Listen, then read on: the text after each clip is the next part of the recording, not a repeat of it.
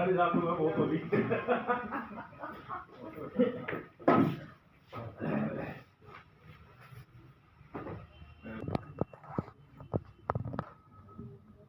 आपको करना 2 मिनट लगे पकवाने तो भरोसा है बोलिए। प्राइवेट स्कूल वेलफेयर एसोसिएशन की तरफ से अभिनंदन, स्वागत। जैसा कि एक मुद्दा कई दिन से चला था, चर्चा में था कि सरकार ने 1 साल की जो हर साल एक्सटेंशन सरकार देती थी वो रोक दी थी। तो हमने एक प्रेस कॉन्फ्रेंस करके सरकार से आग्रह किया था कि लाखों बच्चों के भविष्य को देखते हुए इन स्कूलों को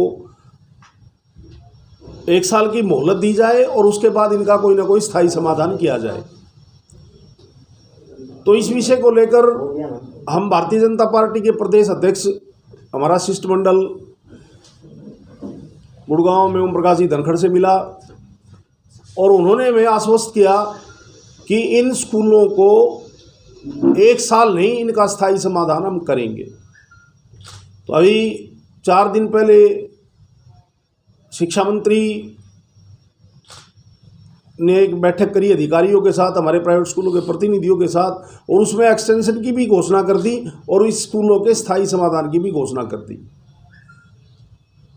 इस प्रकार के जो 1200 स्कूल हैं, सरकार की इस घोषणा से सरकार ने जो मैनिफेस्टो में एक प्रॉमिस किया था, 2014 के मैनिफेस्टो में एक वादा किया था प्राइवेट स्कूलों से कि अगर भारतीय जनता पार्टी सत्ता में आती है तो हम नियमों में सरलीकरण करके और जो अस्थायी स्कूलों का लंबित जो मामला चला आ रहा है उसको स्थायी मान्यता देने का काम करेंगे।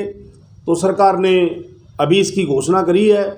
तो private school welfare association Haryana प्रदेश और हरियाणा के सभी स्कूलों की तरफ से सरकार का, विशेषकर भारतीय जनता पार्टी के प्रदेश अध्यक्ष का धन्यवाद और आभार प्रकट करते हैं कि उन्होंने इस मामले में संज्ञान लेते हुए और सरकार से बातचीत करके, माननीय मुख्यमंत्री जी से बातचीत करके, माननीय शिक्षा मंत्री जी से बातचीत करके और इस मुद्दे को सुलझाने का काम किया है। और राजनीतिक समाधान है या नहीं, ये उम्मीद है सरकार से, पूरी उम्मीद है कि धनखड़ जी कोई काम, देखो आज तक जितने भी प्राइवेट स्कूलों के कोई भी मामला हमने उनके सामने रखा है तो उन्होंने हमारा समाधान करने का काम किया है। तो धनखड़ जी का हम आज विशेष आभार प्रकट करते हैं और एक कार्यक्रम करके हम हरियाणा के मुख्यमंत्री जी का और धनखड़ जी का अभिनंदन भी करेंगे समय आने पर। समाधान के बिना, ये समाधान होने के बाद ये तो एक एक्सटेंशन 1 साल की दी है, ये तो 1.5 महीने की एक्सटेंशन है। मार्च में ख़त्म हो जाएगी, सेशन मार्च में ख़त्म हो जाएगा, 1 अप्रैल से फिर नया सेशन शुरू हो जाएगा।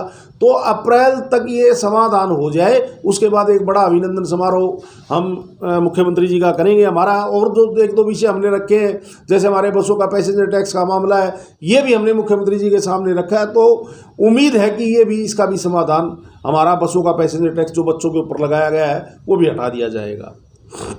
एक आपने बताया अभी मीटिंग हो, देखो इंद्रवेश जी, हमारे पास जो ये अस्थायी स्कूल हैं, इनमें सिर्फ और सिर्फ ज़मीन की कमी है, बाकी नियम सारे पूरे करते हैं और जो नियम है वो सब पूरे करते हैं। ज़मीन शहर में कंजस्टेड इलाकों में ये स्कूल है, ज़मीन वहाँ है नहीं, और है तो लाखों रुपए गज के हिसाब से है, स्कूल उसको अफोर्ड कर नहीं सकता। तो कोई ना कोई या पै चलाऊ करे सरकार या ज़मीन में छूट दे, किसी भी प्रकार का कोई ना कोई बीच का रास्ता निकलेगा, इसमें ये उम्मीद है। हाँ, बता दीजिए। ऊपर की 3 मंजिल तक आप इसको वो कर दें, परमिशन दे दें, और 3 मंजिल में वो जगह पूरी जो भी सरकार की हो जाती है पूरी। तो जो भी फैसला होगा अधिकारियों के बीच में बैठ के कहीं ना कहीं समाधान इस बात का होगा। दूसरी बात, एक और, प्राइवेट स्कूल वेलफेयर एसोसिएशन हर साल बच्चों की अलग अलग एक्टिविटीज़, बच्चों के शारीरिक विकास के लिए, बच्चों के बौद्धिक विकास के लिए, बच्चों के मानसिक विकास के लिए इस प्रकार के कार्यक्रम आयोजित करती रही है। तो इसी कड़ी में 23 जनवरी को पराक्रम दिवस के रूप में हम मना रहे हैं उसको, शहीद भगत सिंह सुभाष चंद्र बोस जी की जयंती पराक्रम दिवस के रूप में अनाज मंडी में जनसेवा विद्या विहार स्कूल में जिला स्तरीय हमारा देशभक्ति से ओतप्रोत समूह है नृत्य प्रतियोगिता हमारी 23 जनवरी को है, जिसमें पूरे ज़िले की टीम में पार्टिसिपेट करेंगी।